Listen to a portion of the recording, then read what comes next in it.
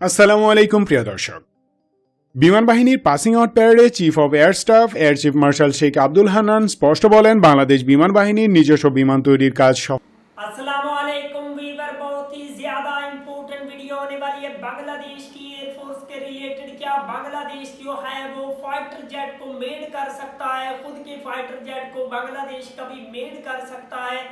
आज की वीडियो इसी टॉपिक पर होने वाली है। अभी तक चैनल को सब्सक्राइब नहीं किया हुआ तो जल्दी से हमारे चैनल को सब्सक्राइब कर लीजिएगा। Without wasting the time video को स्टार्ट करते हैं। আসসালামু আলাইকুম প্রিয় দর্শক।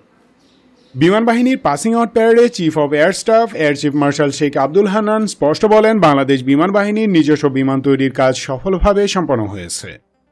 পরীক্ষা নিরীক্ষার শেষে তা উন্মোচন করা হবে। এ নিয়ে আমাদের চ্যানেলে বেশ কয়েকটি ভিডিও আছে। তখন এই প্রজেক্ট নিয়ে আনুমানিক কিছু তথ্য দিয়েছিলাম, কিন্তু এখন যে প্রশ্নটি সবার মনে তা হলো, কি বিমান বানিয়েছে বাংলাদেশ। চলুন এই ভিডিওতে আপনাদের দেখাই ঠিক কী ধরনের বিমান বাংলাদেশ বানিয়ে থাকতে পারে।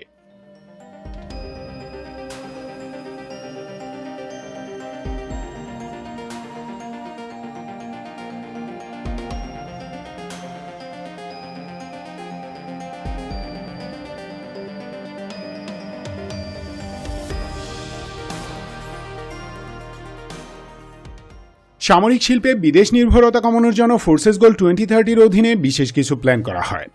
তার মাঝে অন্যতম হল লোকাল ডিফেন্স ইন্ডাস্ট্রি স্থাপন করা। স্থল, নৌ এবং আকাশ যুদ্ধের জন্য প্রয়োজনীয় সমরাস্ত্রের একটা অংশ দেশেই উৎপাদনের লক্ষ্য নির্ধারণ করে আর্মড ফোর্সেস। এই প্ল্যান মোতাবেক Bangabandhu aviation and aerospace university এবং বঙ্গবন্ধু অ্যারোনটিক্যাল সেন্টার বা ব্যাগ প্রতিষ্ঠা করা হয়। 2011 সালে ব্যাগ প্রতিষ্ঠার আগ পর্যন্ত আমাদের সকল এভিয়েশন সিস্টেমস বিদেশ থেকে ওভারহল করে আনা হতো। স্পেয়ার পার্টসও আমদানি করা হতো। এখন প্রায় সকল ধরনের এভিয়েশন পার্টস দেশেই তৈরি করা হয়, আর ওভারহলিং তো করাই হয়। যাই হোক, ফরেন ডিপেন্ডেন্সি কমানোর জন্য বাংলাদেশেই সামরিক বিমান তৈরি প্রজেক্ট হাতে নেওয়া হয়। কিন্তু আমাদের মতো দেশে যেখানে শিল্প গবেষণাই হয় না, সেখানে শূন্য থেকে একটি state of the art military aircraft তৈরি করা প্রায় অসম্ভব। দুনিয়াতে 14টি দেশ সামরিক বিমান তৈরি করতে পারে। তার মাঝে মাত্র 9টি দেশ এককভাবে সম্পূর্ণ নতুন যুদ্ধ বিমান কিংবা jet trainer design and develop করতে সক্ষম। এমনকি আমাদের প্রতিবেশী ভারতও এককভাবে তা করতে সক্ষম নয়। ভারত 39 বছর আগে এলসিএ প্রোগ্রাম শুরু করে এখনও সম্পন্ন করতে পারেনি। তারাও ফ্রেঞ্চ, ইসরায়েলি এবং আমেরিকান টেকনিক্যাল সাপোর্ট নিয়ে তারপর ফাইনাল প্রোডাক্ট লঞ্চ করেছে। সুতরাং বাংলাদেশের মিলিটারি এয়ারক্রাফট প্রোগ্রাম বিদেশি টেকনিক্যাল সাপোর্টে পরিচালিত, তাতে কোনো সন্দেহ নেই। অর্থাৎ বিদেশি কোনো একটি ডিজাইনের উপর বেস করে আমাদের জন্য সুইটেবল একটি ভার্সন তৈরি করা হচ্ছে, এবং এক্ষেত্রে ইউরোপিয়ান অথবা এশিয়ান কোনো একটা দেশ আমাদের টেকনিক্যাল সাপোর্ট দিচ্ছে। এক্স্যাক্টলি কোন দেশ তা স্পষ্ট নয়। তবে বাংলাদেশ এয়ারফোর্সের রিকোয়ারমেন্ট অনুযায়ী বেশ কিছু advance jet trainer cum light attack এয়ারক্রাফটের চাহিদা আছে, এবং ইনিশিয়ালি এরকম একটি এয়ারক্রাফট দিয়েই হয়তো ডোমেস্টিক এয়ারক্রাফট প্রোগ্রাম শুরু করা হয়েছে। এখন প্রশ্ন হচ্ছে, কি বিমান বানাচ্ছি আমরা? Let's see.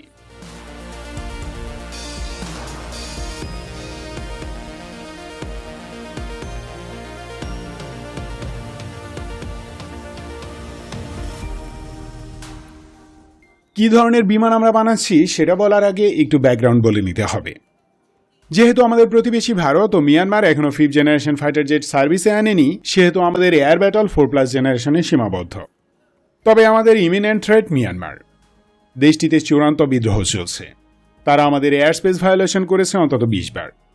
সেখান থেকে বিচ্ছিন্নতাবাদী সন্ত্রাসীরা ঢুকে পড়ছে আমাদের এলাকায়। সুতরাং বার্মাকে চেক দেওয়াটা অতি জরুরি।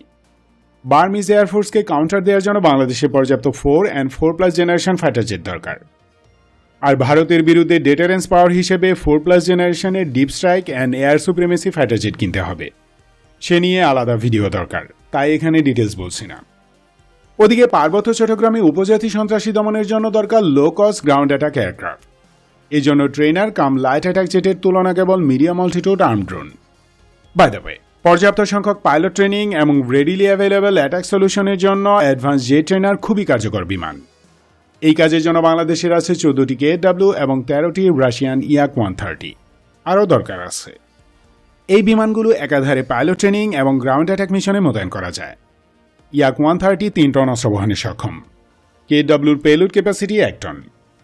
এসব জেটের পরিচালন ব্যয় অত্যন্ত কম, রক্ষণাবেক্ষণ সহজ এবং লো ইন্টেন্সিটি অর্থাৎ হালকা যুদ্ধের জন্য মোক্ষম অস্ত্র। সো প্রাইমারি গেজ, বাংলাদেশ একটি advance jet trainer cum light attack aircraft তৈরি করেছে। এ ধরনের এয়ারক্রাফট যেমন আমাদের দরকার, তেমনি এগুলো তৈরি করাও সহজ। যে কোনো দেশের এভিয়েশন ইন্ডাস্ট্রির যাত্রা শুরু হয় এরকম বিমান তৈরি করে, যেমন পাকিস্তান, তুরস্ক, সাউথ কোরিয়া ইত্যাদি। তবে বিমান বাহিনী যেটি তৈরি করেছে আমার মনে হয় না তা বেসিক ট্রেনার, কারণ আমাদের এরকম বিমানের চাহিদা খুবই কম। বাংলাদেশের কাছে অলরেডি 25টি চাইনিজ পিডি डेफिनेटली वीवर बांग्लादेश की एयरफोर्स के लिए बांग्लादेश जो है खुद बांग्लादेश में ही फाइटर जेट को मेड कर सकता है। ये वीडियो की कुछ क्लिप थे, बांग्लादेश किस तरह से वीवर जो है अपने फाइटर जेट को मेड कर सकता है, हमने आप लोगों के साथ शेयर की है। लेकिन वीवर ये ओल्ड थे, बांग्लादेश जो है अब जो है जदीद और मॉडर्न किस्म के फाइटर जेट को मेड कर सकता है। बांग्लादेश के पास इतनी ज्यादा कैपेसिटी है कि बांग्लादेश फाइटर जेट को मेड कर सके पाकिस्तान और चाइना के तावन से। इंशाल्लाह ऐसा बहुत जल्दी होगा, बांग्लादेश अपने ही फाइटर जेट को बनाएगा। अगर आप लोगों को मजीद इंफॉर्मेटिव वीडियो देखनी है, जल्दी से हमारे चैनल को सब्सक्राइब कर लीजिएगा। मिलते हैं आपसे नेक्स्ट वीडियो में इंशाल्लाह, तब तक के लिए अल्लाह हाफिज़।